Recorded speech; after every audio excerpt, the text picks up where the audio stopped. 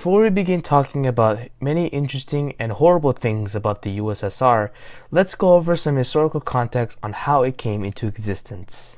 The Russian Empire had existed for nearly 300 years, starting with Tsar Peter the Great in 1721 and all the way up to Nicholas II in 1917.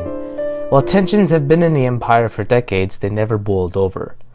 That was until Nicholas II got Russia involved in World War I to support its ally Serbia.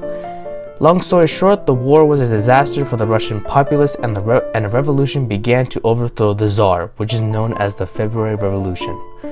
For the most part, it was a bloodless coup, and the Tsar Nicholas II advocated his throne, ending the Russian Empire, and a provisional government was formed.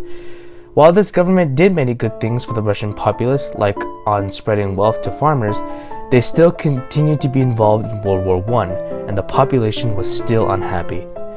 Soon, a small extreme communist party called the Bolsheviks, led by Vladimir Lenin, staged a coup that toppled the provisional government and the USSR was born, with Lenin as its leader.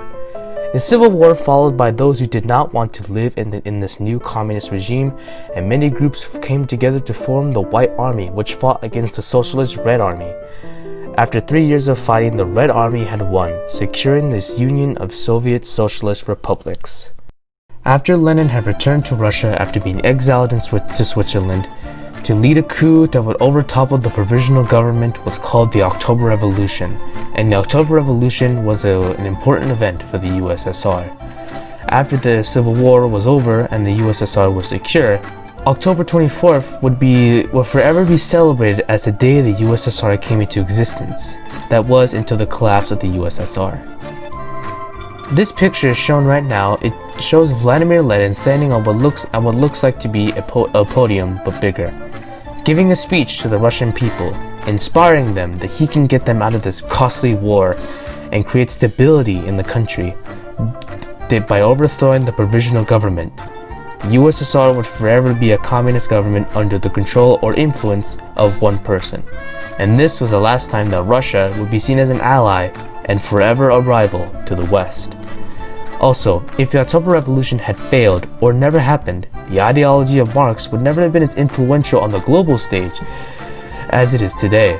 While although socialist ideas would have taken place and spread across the world, but they would never be as the totalitarian dictatorships of Mao or Stalin, which it is a good thing, but at the same time, it wouldn't be as influential. The USSR saw that Germany was rising in power again. While they tried to make an alliance with France and the United Kingdom, it didn't work out, so the Soviets decided to make an alliance with the Third Reich, which was called the Molotov-Ribbentrop Pact, in which both won't support their allies like Great Britain and Japan, and would also invade Poland together. The USSR would then get involved in World War II, mainly due to the Nazi invasion of Russia. But the Soviets actually wanted to invade first when Stalin would organize his troops and hire more competent Red Army commanders. Since the Germans were somewhat busy with the British, Stalin believed that the Soviet Union would be safe for now, even when there was evidence that Germany would invade. The USSR would then become part of the Allies with Britain, as well as being part of the Lend-Lease Act with the United States, which would give them supplies to fight against the Germans. The USSR would fight in the Eastern Front, pushing Germany back, taking territory the Third Reich had gotten. They moved into Berlin, and within a few days, it fell. The war in Europe was over. However, the Soviets decided to enter the Pacific War against Japan. On August 9, 1945, the USSR invaded Japanese-occupied Manchuria, which was the same day the US would drop the atomic bomb on Nagasaki. After which the Japanese surrendered to the Americans, which ended World War II after 6 years of fighting. The US, UK, and the USSR were still allies after the Second World War. However, the relationship between the old allies was deteriorating. When the Soviets rushed to defeat the Nazis, they had captured land that the Nazis had occupied, and instead of liberating the countries that were invaded, they instead took the land for themselves and set up puppet communist governments along the eastern side of Europe. They wanted to create a buffer zone between them and the West, as well as wanting to spread their version of communism to the rest of the world.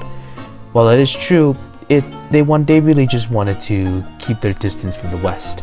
The United States and the United Kingdom feared the spread of communism to Western Europe and possibly the rest of the world.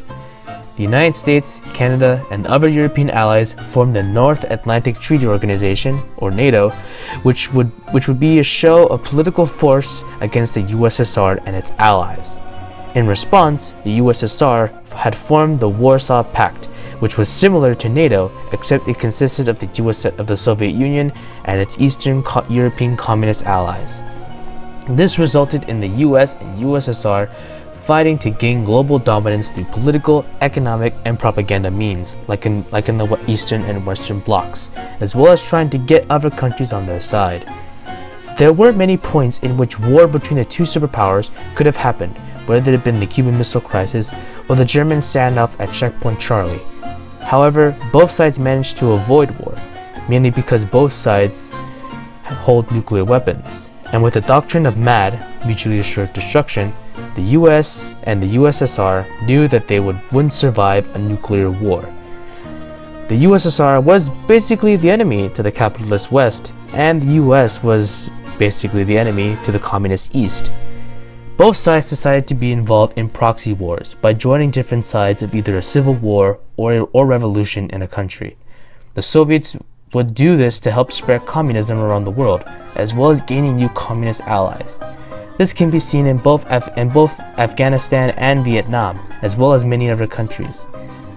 They would also support dictators that would be their ally and follow their idea of communism. The US would do the same thing around the world. With the Soviet new leader Mikhail Gorbachev introducing reforms to the USSR to help it become a prosperous and productive nation, it led to the collapse of the country, with new democratic governments and nations forming. With the USSR basically having power over Georgia, Gorbachev resigned and dismantled the Communist Party and government in 1991, effectively ending the Cold War. The USSR, under many leaders like Stalin, saw trade unions as just a capitalist tool, and so they were renounced. Instead, the Soviet Union became the world's largest producer of energy resources and was reliant on nations buying their products like oil and gas. The United Nations was created after World War II, which was basically an organization as a way to keep and promote peace around the world. The United States, the United Kingdom, France, the Republic of China, and the USSR were the first 5 permanent members of the UN Security Council. There would be other members soon, but those other members would randomly be switched after year after year. Each member had absolute veto power on when the council would vote to do something. For example, give military or economic aid to a country, or even put sanctions on a country. This meant that the USSR could veto any actions that would hurt them or their communist allies. And the reason for that is because the veto power means that any one veto can stop the process of the UN doing something to a country. The USSR previously never participated in the Olympics because they saw it again as a capitalist tool. However, around the 50s, they began to set up teams that would play in the Olympics. The reason the USSR decided to do this was because they saw the Olympics as a way to display Soviet power against the West.